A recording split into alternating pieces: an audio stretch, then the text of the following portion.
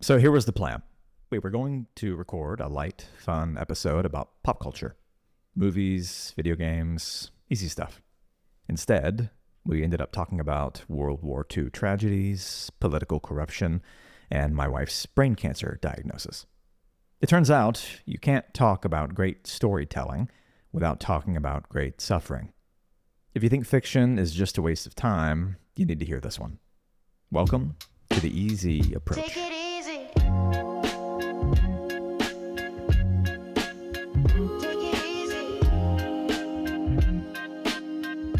All right, everybody, welcome in to the Easy Approach. As always, I am Nate, and also, as always, I'm joined by my good buddy, Tony. Yes, sir. And today we are happy to have a new guest with us, Elijah, joining us for the first time. Thank you for being able to be with us today. Thanks so much. It's good to be here, man. Yes, Elijah is Absolutely. he's the other brother. The other So brother. We've had my brother Kanan on here quite a few times. How many? He was on the whole Job. Anytime we've talked about Job, he's been on here. Yeah, we've had him too much, let's be honest. Yeah, I figured it was time to rotate out for a brother that's taller and There you go.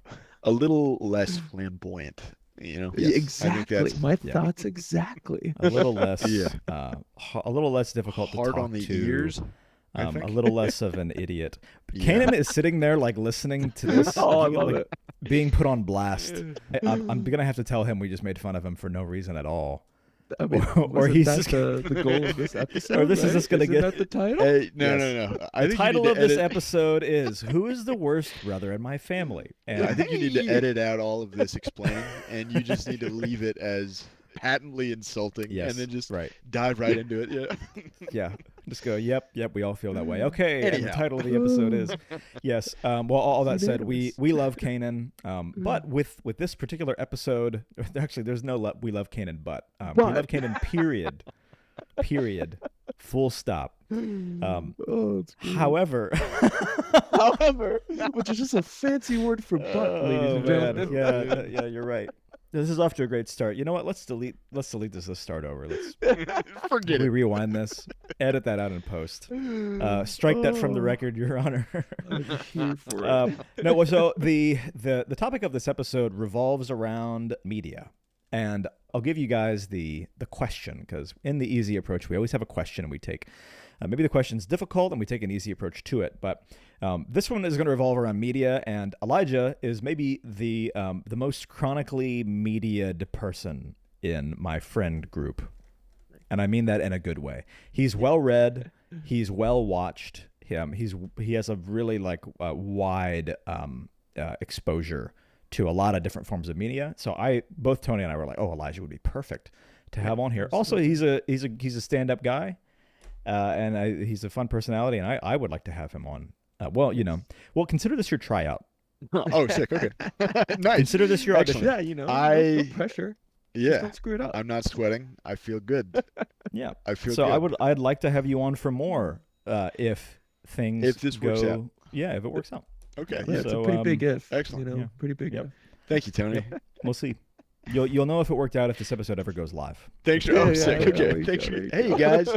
Hey you guys, thanks so much. I really appreciate you giving me this shot, you know. Yeah. Money's running out. Things aren't going well, you know. That's right. We You and we guys are pay paying me for this, very right? well. Yeah, Oh, we super lucrative. we for cover Nice. this us. very well here at Absolutely. the Easy Approach. That's right. Nice. Great. Okay. All that tomfoolery out of the way.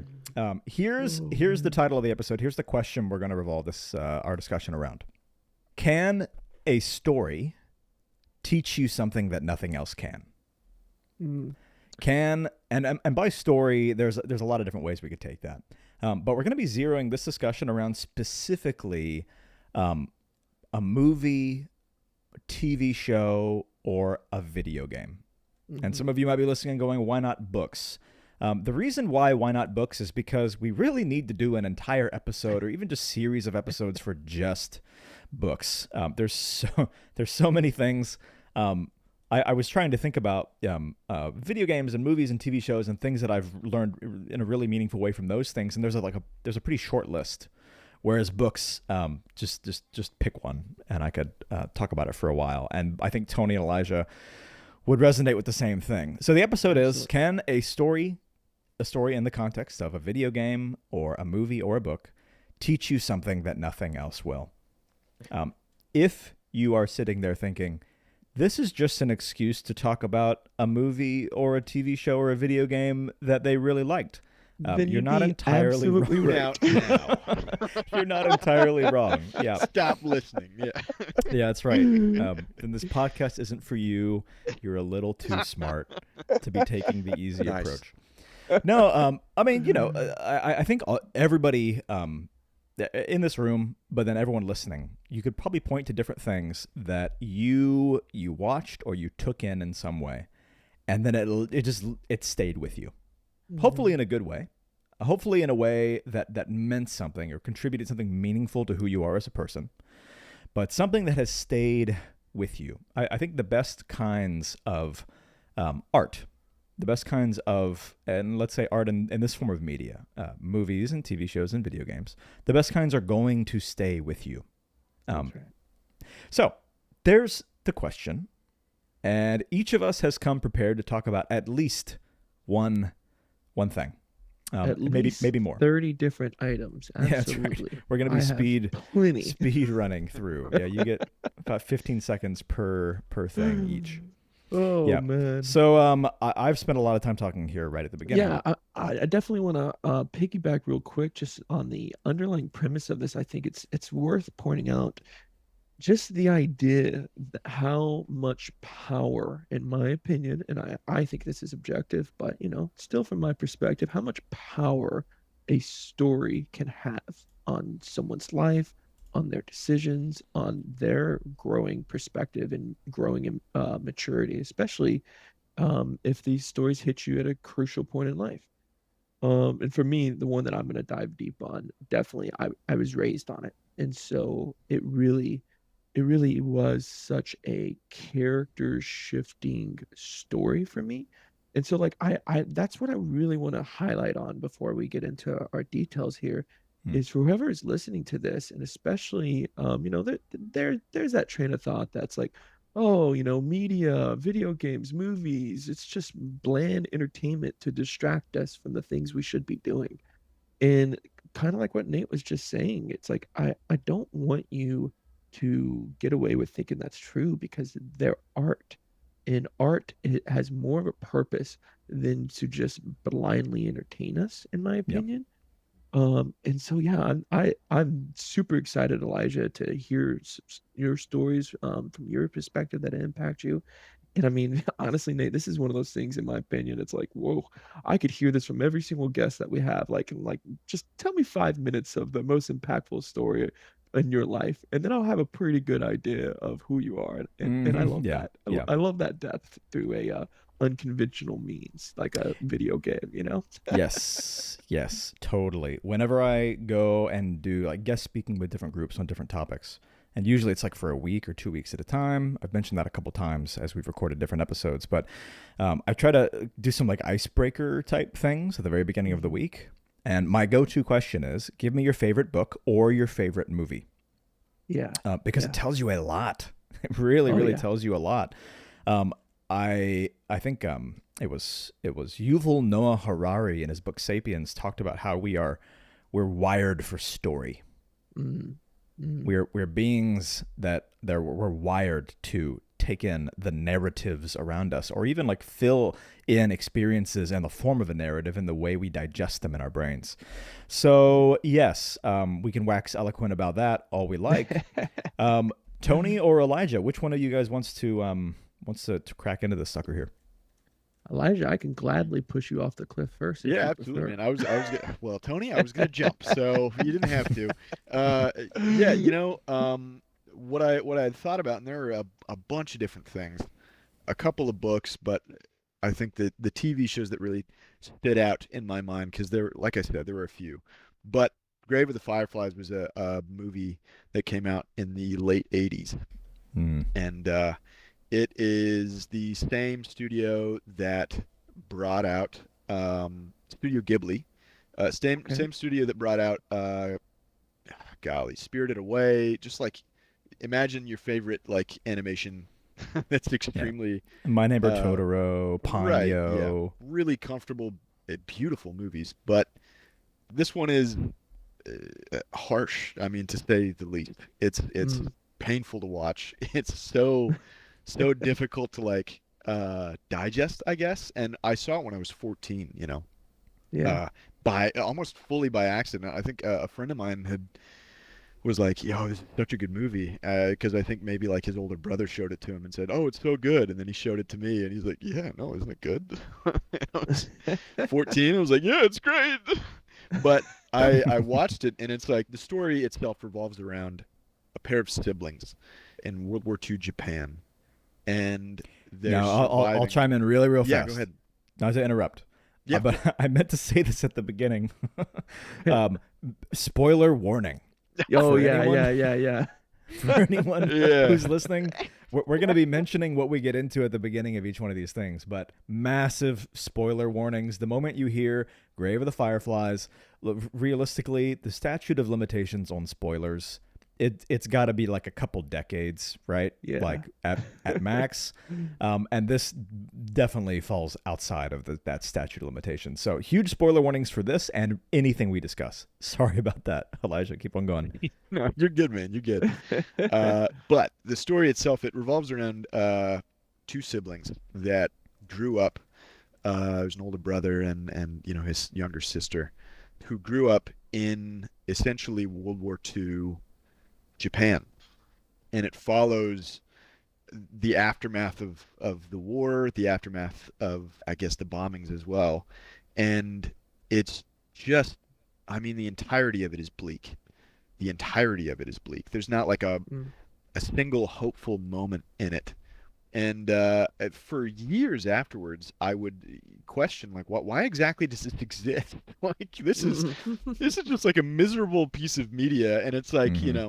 so many hours upon hours of sound design, hundreds of probably tens of thousands of hours of animating, because as you guys I'm sure are aware, the hand animation for that company it took tens of thousands of man hours, mm, extremely labor intensive. And, you know, when you're 14, 15, you really don't think about like why these things are memorialized. And I think for yeah. me, I guess witnessing just like depravity and suffering Mm. in like a very, I don't want to say pure, right, but like a very honest form.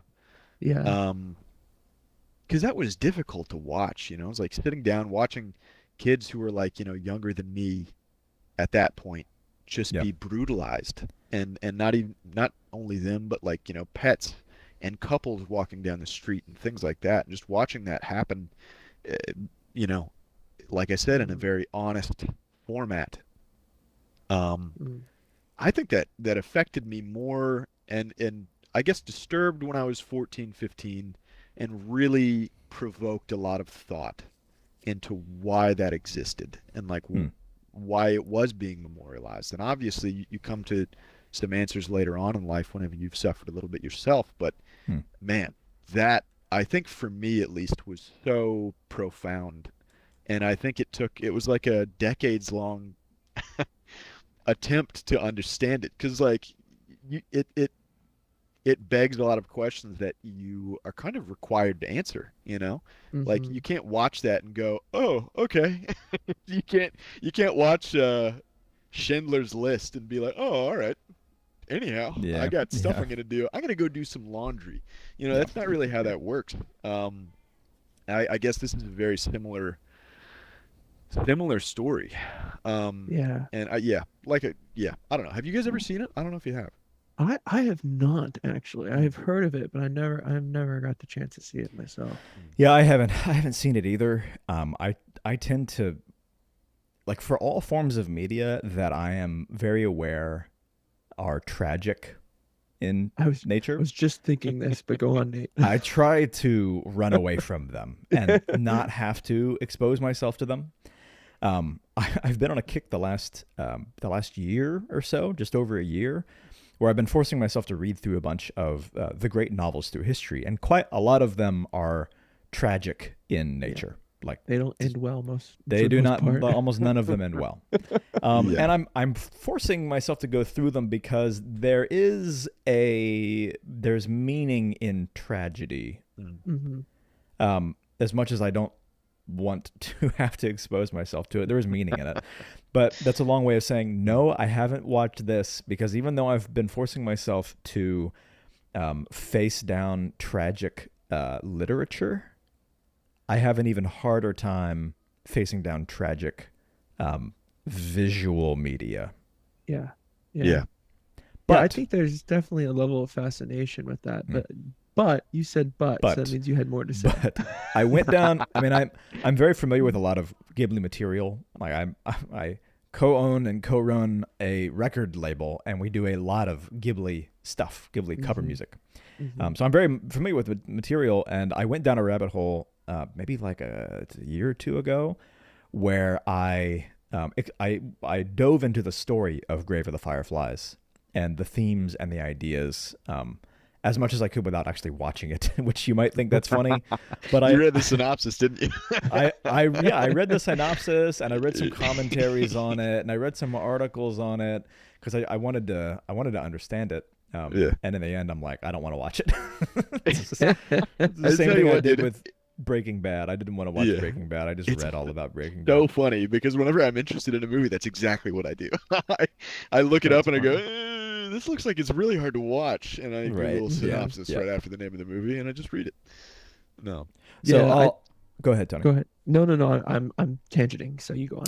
Well, I was gonna ask Elijah. I have some thoughts on the movie after reading what I read about it and some articles, and even I was reading some interviews of the director and like what he thought it was and wasn't and stuff like that. But having sat with it as long as you've sat with it, what are your conclusions about it? Like, what you're walking away from it now, or you're walking into the rest of your life with this thing in your head. What is your like semi-compartmentalized thing that goes with you now from this film? I think, because he was, I mean, obviously a Japanese man wrote this, right? And an older Japanese man whose parents lived through this directly. And for me, it was I took it as, and I'm positive I have not seen those same interviews, and I haven't really seen his opinion on it. But what I took it as was a somber memorialization, to memorialize this and to question, the destructive, why this happened, It's why else, why else would you make a movie, why else would you make, like I mentioned Schindler's List before, right? And that's obviously to honor a great man who stuck his neck out in every sense of the word, right? But in the same way, it is to memorialize and to remind humanity, like, hey, we haven't really, at least I should say the place that I am, and a lot of my generation in this country, we haven't suffered, in the ways that these people have. Yeah. And it's very important to remind ourselves why. And that is because we, I could go into it, and I think the anti-war sentiment that it has, I think war is hell, and it's an awful, awful thing. And anybody trying to sell a war that isn't purely defense-based is selling you snake oil. I think that's probably what that would, in my opinion, that's the sentiment of the author of the story. It's just that makes sense, especially like anti-war, Yeah, absolutely. And even in the context of current events, what's happening right now, like I think that there's some level of art, like what I touched on early on, that not just a story in and of itself being so moving and dramatic, but like you said, Elijah, there's actually a level of educational value here. There's a level of, hey, this is a set of circumstances that are so dire and so outside of something that I have experienced. Yeah. but other people have, and they have learned critical lessons from it. And my life can be enriched from those critical Yeah. lessons that Yeah. those other people have For gone sure. through. Yeah. Yeah. And so, like, the educational value of, look, we can't just be willy-nilly when it comes to the threat of war, when it comes to our foreign affairs, like, and truly, like, connecting, like, and you said that this was a Japanese man that made this movie. It's like being able to put yourself in someone else's shoes. That's such a completely different culture and perspective and context from where I come from. I think there's so much value in that. So that totally makes sense what you're saying, Elijah. I appreciate your honesty there. Of course, Yeah, man. that's what I've had to come to to accept is the value of tragedy. Yeah, yeah. Is that, like, sometimes you're only going to learn things by looking at the consequences of actions. Mm-hmm. It's like sometimes you're only going to really understand how a life is destroyed, or a family is destroyed, or a nation is destroyed by seeing one step by step slowly fall apart. So I think about, like, The Godfather, and I think about Breaking Bad, and I think about these massive complex stories with these moments where you're like, oh, he's the hero and it's victory, and then you see it's like things don't work out the way the world wants them to work out. Like, tragedy is a very unique vehicle in that sense. But here's what's really interesting. Obviously, this movie is, if you were to look up like a tier list or a top 10 list of the most, like, meaningful, powerful anti-war films of all time, this film will be there. Really? For Yeah. sure. Wow. Yes. Oh, 100%. Yeah. But here's what I found really interesting when I was just reading a bunch of different stuff about this a couple of years ago. I don't remember what it was. It was like I couldn't sleep at 1:30, and I was like, I should read about Grave of the Fireflies. And I just read about it for a few hours until I passed out. But the director, he and this is relatively famous, he argued that it wasn't a simple anti-war message. More nuance. Yeah, well, not just nuance. His whole goal was to tell a story about, like, when terrible things happen, the defining thing in his perspective that determines whether you're going to be able to come out through the other side okay is whether you are connected with the people and the society around you. Oh, wow. Yeah. So the whole thing is, you have this brother and sister, and this 14-year-old kid trying to take care of his sister, but the director was trying to paint this picture of how this 14-year-old boy who leaves home, he leaves their aunt's home rather than, like, having to deal with criticism, or rather than having to contribute, and tries to build this, like, perfect life for his sister. But in doing so, he cuts them off from community and resources that could have saved them. And in the end, the big spoiler alert is they die. Like, they die having been cut off. Like, obviously there's horrific tragedy as a result of war, and that is, I think, a major part of the story. But in the director's mind, the most important point he was trying to make was connection to community is a fundamental part of surviving through difficulty. Yeah. Yeah. So I found that Wow, really, really man. interesting. But I also think it's clearly anti-war. It clearly is. But his primary goal wasn't to be like, war bad, and Yeah. war Right, is yeah. bad. To be clear, war is really bad. But also, even more, a bigger motivation for him was to tell a story about community, but a tragedy related to pride, and then isolation as a result of pride, and then the tragedy that can come as a result of that. Is that interesting? Yeah. That is super Yeah. neat, man. I is I really saw it initially when I was 14, 15. And, like, in my mind, I had no concept of war or really, like, suffering of any real weight, and I think whenever I watched it, I was like, what? Yeah. I was Yeah. so, like, jarred by the experience of watching it. I think the last time I watched it when I was like 19 or 20. So it's been almost a decade since I've actually delved into it and really thought about it really deeply. But that is super neat, man. I never got that part of it. Yeah.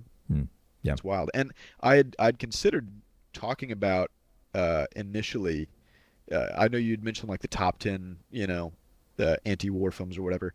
There are a couple that I had considered talking about just because like not even for the reason that they're anti-war, just because they affected me so much. But Come and See was another one that I'd really thought about watching, but I not watching, but talking about. But I didn't because it's like everything that I've talked about that's like hard to listen to, it's like Yeah. that times a million. It's like you don't watch this movie unless truly you want to be scarred in a way that like it's so painful. And I don't want to watch that movie again or even talk about it, frankly. It's really, really hard to watch. But Yeah. anyhow. Yeah. Yeah, Yeah, there's a I lot of think World War the II related stuff. I'll Yeah. spoiler alert, I'm going to talk about a World War II related movie, but it's not as Oh. heavy as anything you've brought up. Okay, gotcha. Gotcha. Nice. Yeah. Goodness. Well, your two sound like they're grounded in reality, whereas mine is very much grounded in fantasy. Tell So us I'll use more. that as a transition. I say that, but it's not true. This story that I'm gonna talk about actually was inspired from the War of the Roses back in no, Renaissance era. I don't know, European power struggle and dynamics. Super interesting history stuff, right? Yeah. Yeah. But no, funny enough, like the movie you were talking about, Elijah, talking about family and siblings and trying to make critical decisions in the middle of a war, right?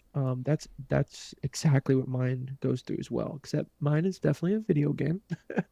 And the bigger context of this video game is the impact it had on me as a child, honestly. Like I can't remember the exact age I first started playing Final Fantasy Tactics. Yes, yes, yes. Such a That's good the one, name of dude. this game.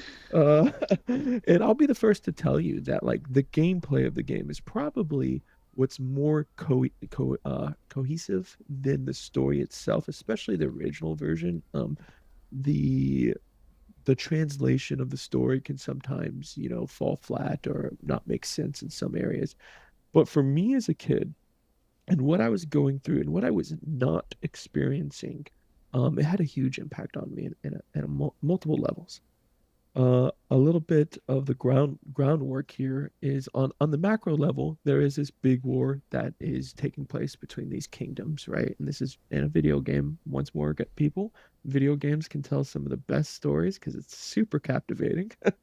But there's this big war that's going on. But on the micro level, it's a story about, in my opinion, these two guys who are basically best friends, and they were raised as brothers, but they're not really brothers. And the main protagonist is a character. His name is Ramza. He actually does have older brothers, and these brothers are very, very hyper competent, in my opinion. They're much older than him.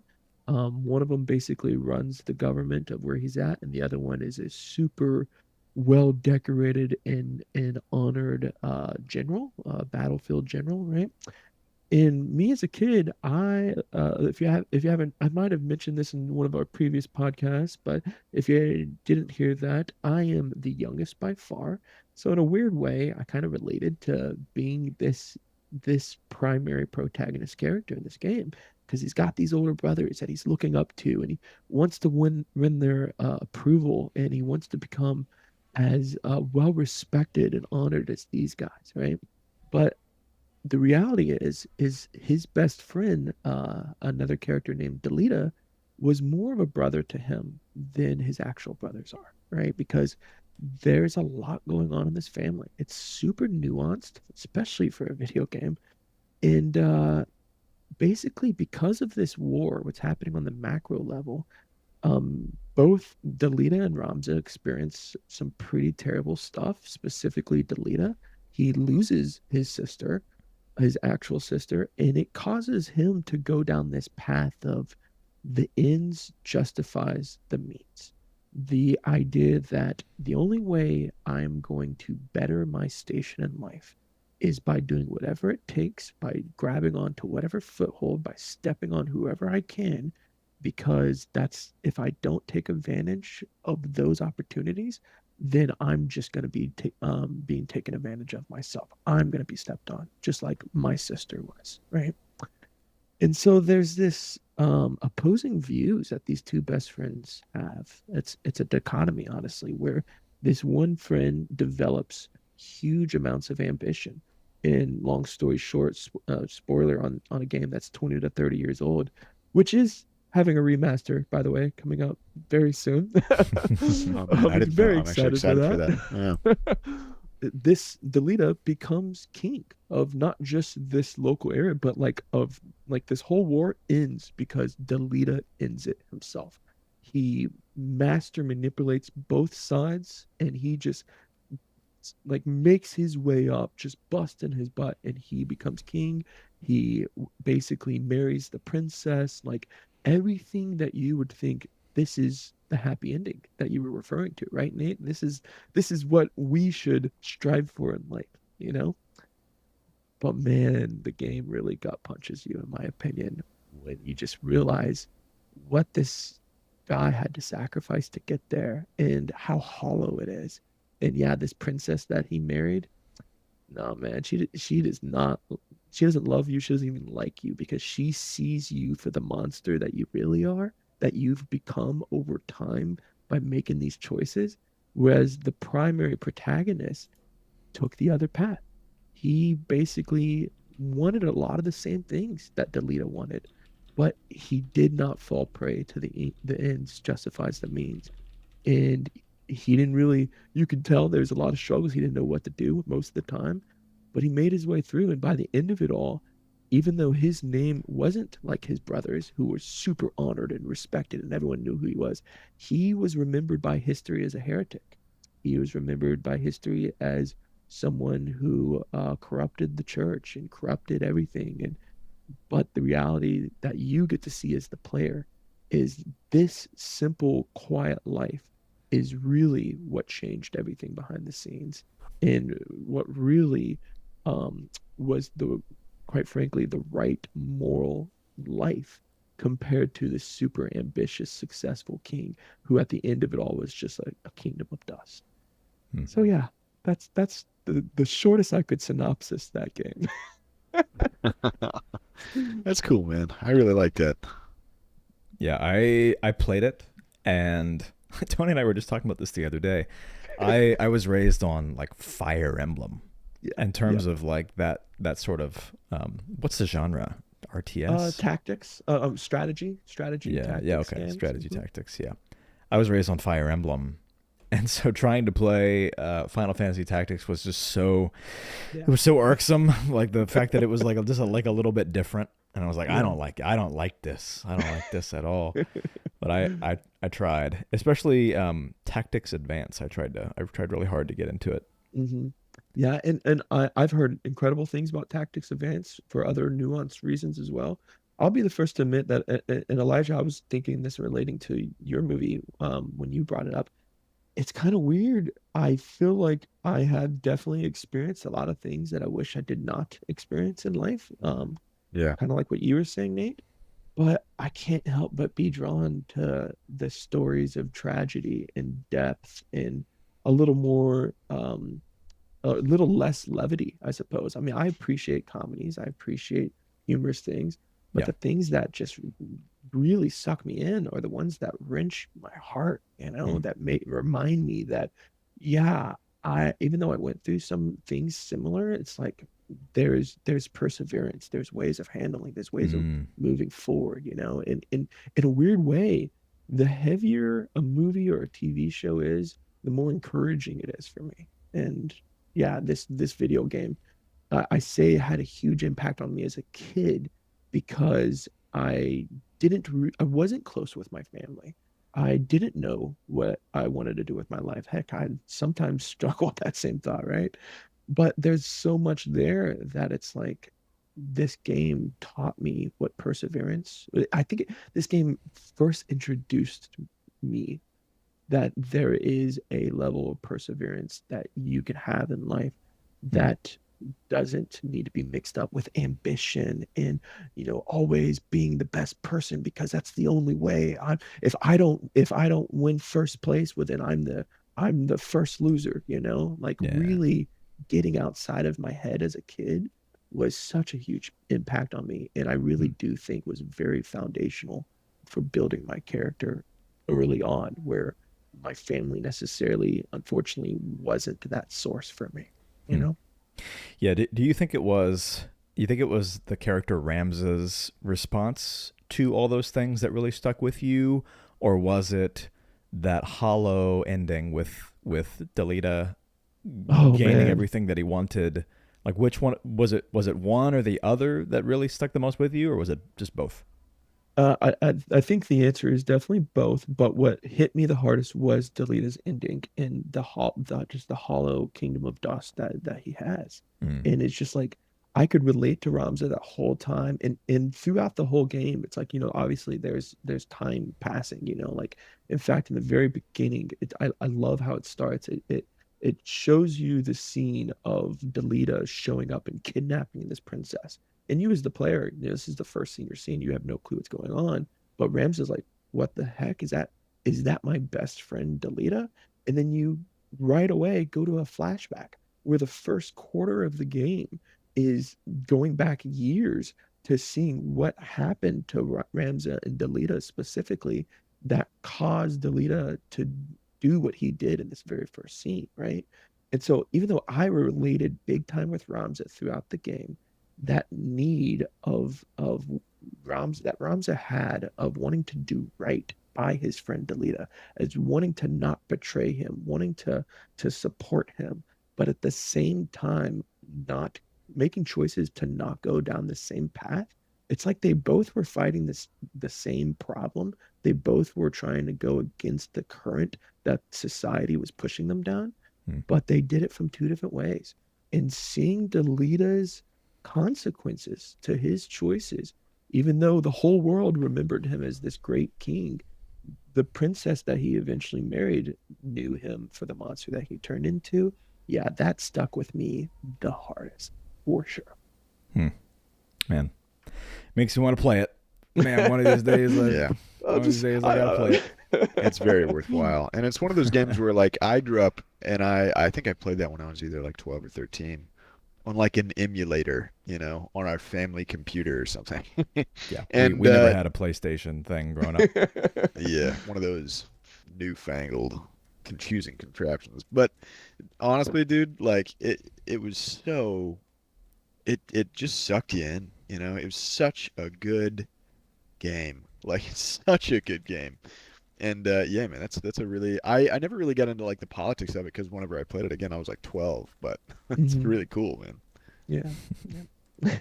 And so yeah, like moving forward, like now it's like anytime that I've noticed this in myself, anytime that I am working on my writings as like a hobby, or I'm resonating with the story, or even for my D&D nerds out there, right? I am the type of DM that I do want that political drama nuance that admittedly is lighter on the levity side.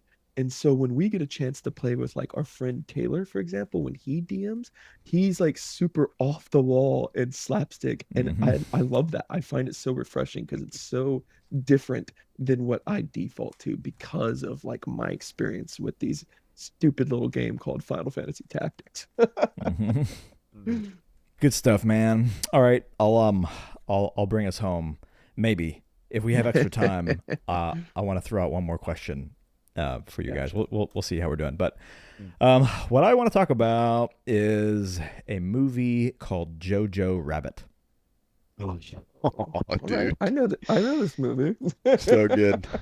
Yeah, Jojo Rabbit. I'll give a really quick, like, basic summary for those of you who have not seen it. Huge spoiler warnings going off right now for Jojo Rabbit. If you have not seen it, go watch it. Press pause, go watch it, come back. That's my recommendation. But if you're determined to just listen, here's the quick summary. It's a real tightrope of a story. Yeah. It is hilarious and it's heartbreaking. Yeah, talk about levity in a hard Yeah. context. I think it's very, very funny. I honestly, I told you guys I stay away from anything like sad in terms of movies or shows. I got tricked into watching this. I I was was like, just oh, about to say this one tricked you in, bro. it did, yeah. Oh man. I was like, okay, directed by Taika Waititi. He's a Yeah. funny guy, and it has fantastic like ratings, scores, and so I'm a fan of. Let's watch it. We were on our 10th anniversary like little getaway. And we're like, let's watch a movie. Let's watch this. So we watched it, and yeah, hilarious, fantastic, devastating. The whole thing is it's like the final days of Nazi Germany, and like the main characters is this kid. He's like 9 or 10. His name's Jojo, and he is a very how you say enthusiastic Nazi in training, but he's a very bad Nazi, I guess. And he's got one friend, and his friend is imaginary Adolf Hitler, who is as goofy and idiotic as you might expect like a 10-year-old's imaginary best friend Adolf Hitler would be. But he's got the very classically like brainwashed 10-year-old worldview. But he discovers that his mom, who's played by Scarlett Johansson, I don't remember the character's name, his mom is hiding a Jewish girl in their walls. And his mom for him represents this character where like there's a lot of bleakness in the final days of Nazi Germany, but his mom is like this force for life and love, and it's like all of the like goodness in this boy's world, all of the beauty in his world is kind of represented in his mother, played by Scarlett Johansson, and she teaches him like what love is, and she teaches him like beauty and art, and even like she teaches him like dancing and just like stuff like that's like the more beautiful parts of life. And so the story follows this kid where he's like reluctantly getting to know this Jewish girl who's right around his age, and he's having to unlearn this brainwashed hatred that he's been taught in young Nazi, I forget what the Hitler youth, right? And so he slowly has to confront the fact that all these things he's been taught are untrue about Jews and who they are and their lack of humanity and all these things he's been told. This is not true. And along the way, you have this moment where the Gestapo searches his house. And along the way, there's this constant threat of like war on the threshold of a city, and the absolute bomb drop is when he walks up and sees his mother executed for her work in the resistance, and it just like the tone of the movie shifts, not in a way that felt unearned or undeserved or out of step with the movie, but in a way that just absolutely hits you in the gut. And so, the movie wraps up in the same way that the war does, where the Allies are there and they've liberated his town, but the town is in ruins. His imaginary Hitler friend is gone. And it's just this boy and this Jewish girl. And he basically says the war is over. And this moment, and this is what really like stuck with me. The whole thing is like, she asks him, what do we do? Like, what do we do now? Neither of them have parents. They don't really have a home. They don't really have a future. And they step outside and they just kind of like what do we do? And then this music starts playing and they start dancing, which feels like the most untrue, like you're like, okay, this is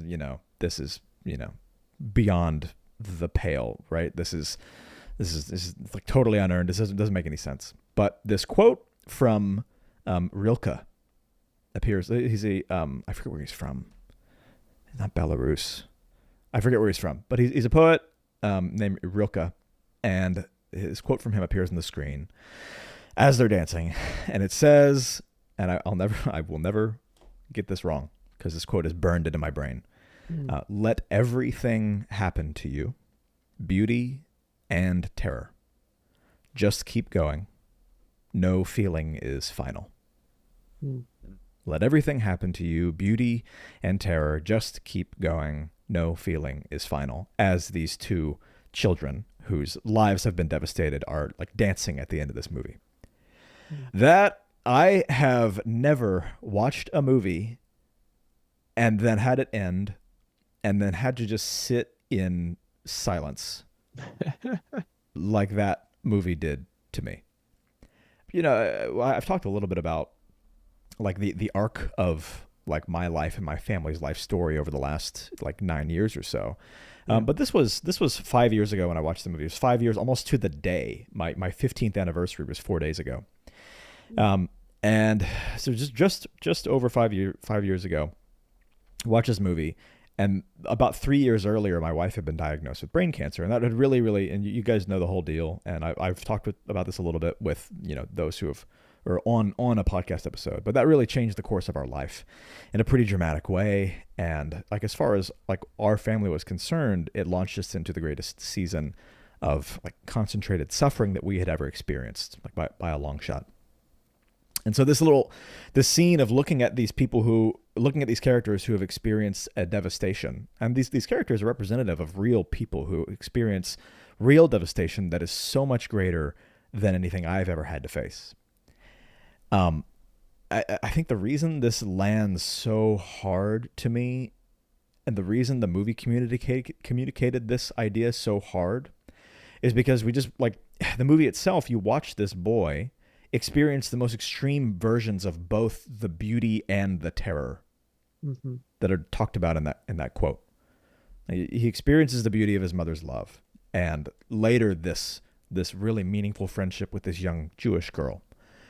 But then on the other hand, you experience the terror, where you have this regime and you have this war and this violence and this worldview, and then finally losing the beauty in his life brutally. So there's no clean, happy, redemptive ending. The world is still thoroughly broken. But the message at the end, the final response, is not despair. It's to keep going, and it's symbolized in this hopeful act of dancing. And that hit me in a way that I could never have learned from a self-help book, or from a sermon, or from whatever else. I had to feel it through that story. That idea of just keep going, like, resonated so deeply with me, because it's not like pull yourself up by your bootstraps, and it's not like be optimistic. You know, we've been really open with this from the very beginning of filming this podcast, that this is not a podcast that we'd call a Christian podcast, but we are followers of Jesus, all three of us on here. And as a follower of Jesus, that message, it resonates so deeply with words from God and Jesus that I base my hope on, and that I've had to base my hope on over the last 8.5 years of facing our own family's personal tragedy. But you have this line in the book of Romans where Paul talks about how God's position toward us is able and willing and wanting to work all things for the good of those who trust in him. And what that doesn't do is negate the terror part of the equation. Right. Yeah. It doesn't say the terror is not real, or that it doesn't hurt, or that it's like not unimportant. Like, it is, and it does. But the quote says, no feeling is, like, let it all happen, the terror and the beauty, but no feeling is final. No feeling is final. Keep going. So it's like the despair and the grief and the fear from my perspective, and it's like I believe this, but sometimes I have to let that belief sink deeper into me. It's like the despair and the grief and the fear don't get the last word. So it's like there is tragedy, but I think one of the reasons why tragedy is so instructive to me, why I've learned to be able to benefit from it, is because I'm deeply convinced that tragedy isn't the final word in the grand scheme of things. So that dancing in the ruins scene, it is perseverance, but it's not just perseverance. It's like an act of conviction and faith, and this like defiant physical expression of for me, it's like this trust that, and this is supplementing onto the message of the movie, but I have to, because this is how I process these things. It's based on my own vision of humanity and reality. that even when you can't see the good, you can believe that our creator is able to weave together the terror into beauty in the end. Yeah. That in the end, the beauty will swallow up the terror finally, that every tear will be wiped from every eye, that death itself will be defeated and all things will be made new. So yes, I sat there in just not stunned silence, but but meditative silence for probably at least 10 minutes, which was really getting weird for Savannah because she saw that I was just thinking and I was having to wrap my head around that. But man, that movie hit me like a freight train. And I don't think I've ever, like all the things that I've read and I've studied in the Bible, all the things I've heard about the idea that yes, there's horrible things in life, and there's terror in life, and the message of hope is not you'll never have to experience bad, but the message of hope is that like you can let all of those things can happen to you, but keep going because none of that is final. What is final is the redemption of all things, and death itself and pain itself being swallowed up by the beauty.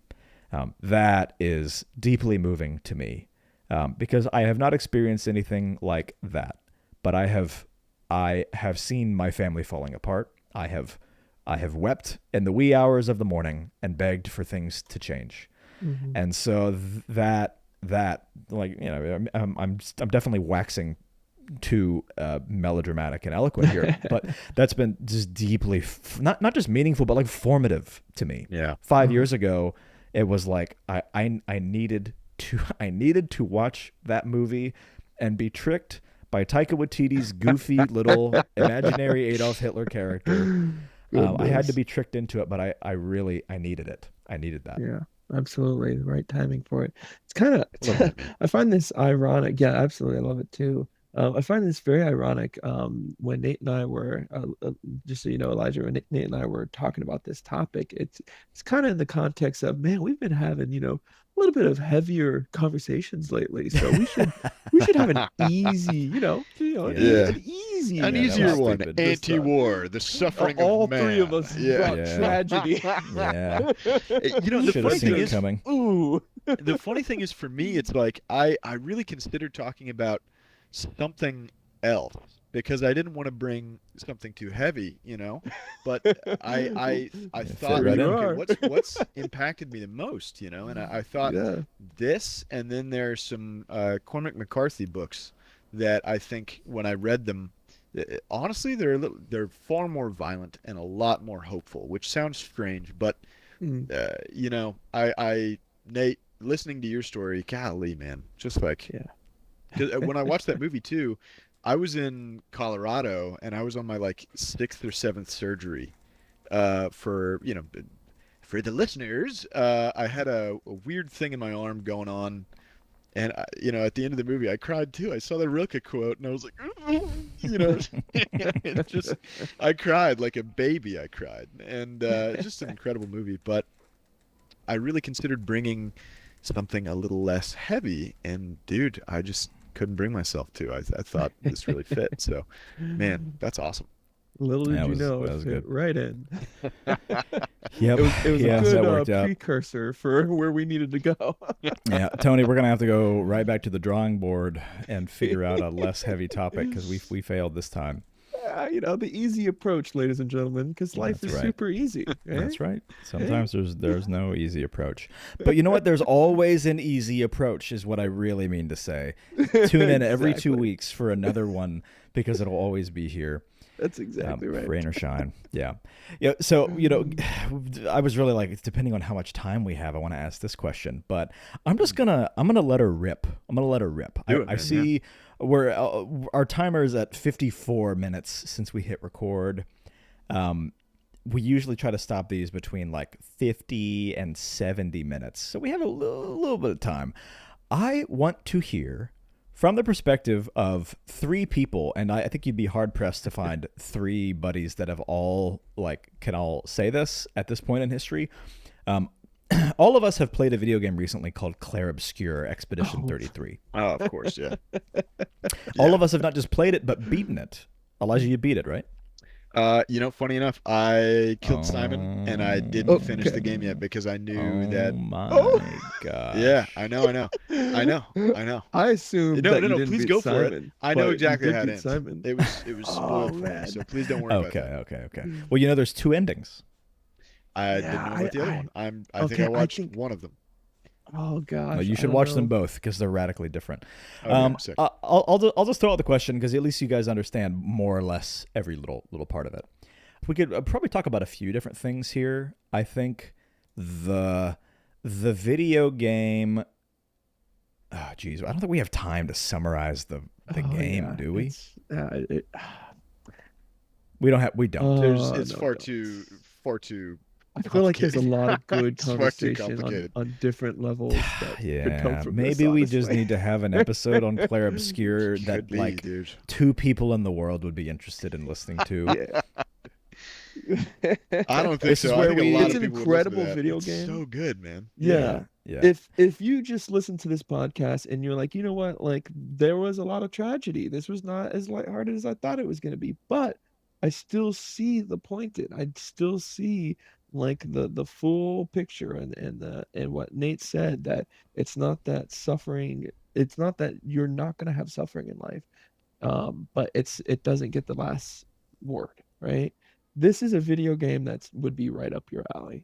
This is a game that doesn't pull its punches. It deals with suffering and the nature of grief and a family that grieves and the impact and the consequences that terrible things can have. So if you play video games whatsoever and you like things that look pretty, you should go and play this game. Yeah, I guess we'll leave it at that for now. One of these days, we'll start a spin-off podcast where we can just Yeah. talk about things because we want to, and it doesn't matter if no one will ever care about it whatsoever.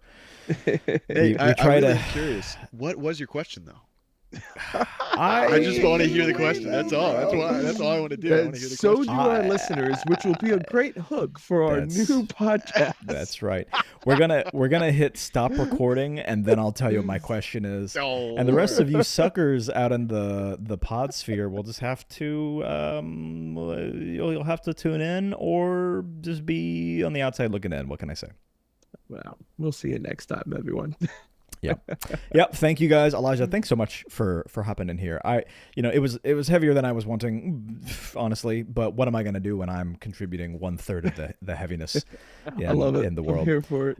But I had a really good idea, really good time, and you can consider your audition passed for now. excellent. You can I consider, appreciate you can that. consider that you It made gives it. me The great hope preliminary. that I'll continue to be able to provide. You guys are paying. I know you're paying so much Oh, money. absolutely. Yeah, for me to be Absolutely. You just here. just Thank keep you so looking for much. keep looking for the check in the Keep mail. looking Just for the keep checking that just every day. keep your eyes open for the check, buddy. That's Yeah, right. thank you so much for having me though. This really was super enjoyable. Yeah, thanks so much, man. All right, y'all.